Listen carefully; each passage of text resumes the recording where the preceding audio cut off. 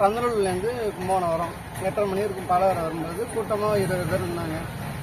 இருக்கும்போது திட்டினாங்க டிரைவர் வண்டி நிப்பாட்டாரு. திரும்ப ஏறி வந்து டிரைவர் அடிக்கிறாங்க சார். 4 பேர் அடிச்சிட்டாங்க டிரைவர். அப்புறம் வேற என்ன படம்லாம் பிடிச்சவங்களா? அவங்க சார் நிருபர் ஃபோட்டோ எடுத்தாங்க, நிருபர் வீடியோ எடுத்தாங்க, நிருபர் வந்து அடிச்சுட்டாங்க சார். அவங்கள பஸ்ஸில் வந்தவங்களா? இல்லை கீழே என்ன சார் அவங்க அவருடைய செயின் மோதிரம்லாம் 20 பேருக்கு மேலே இருந்தாங்க சார். நான் டிரைவருக்கு செயின் போட்டிருந்தேன் சார், பிரேஸ்லெட்டு போட்டிருந்தேன். இல்லைங்களா தமிழ்நாடு அரசு பக்கத்தில் ஓட்டுநர் பணிபுரிக்கிறேன். பந்தலூர்லேருந்து கும்பகோணம் வரும்போது கும்பகோணம் பாலக்கரை அருகே பேருந்து வழிமறித்து 10 கொண்ட மர்ம கும்பல் என்னை அடித்து தாக்கினார்கள்.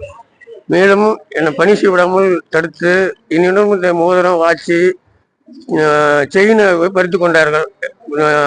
பலமான அடிபட்டு கண் விழித்த போது கும்பகோணம் அரசு மருத்துவமனையை அனுமதிக்கப்பட்டதை தெரிந்து கொண்டேன்.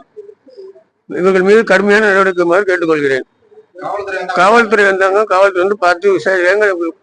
அரசு தரப்பு போக்குவரத்து கழகத்திலிருந்து அதிகாரி வந்திருக்காங்க. போக்குவரத்து தொழிற்சங்கத்திலிருந்து எங்க அதிகாரி வந்திருக்காங்க, தலைவர் வந்திருக்காங்க.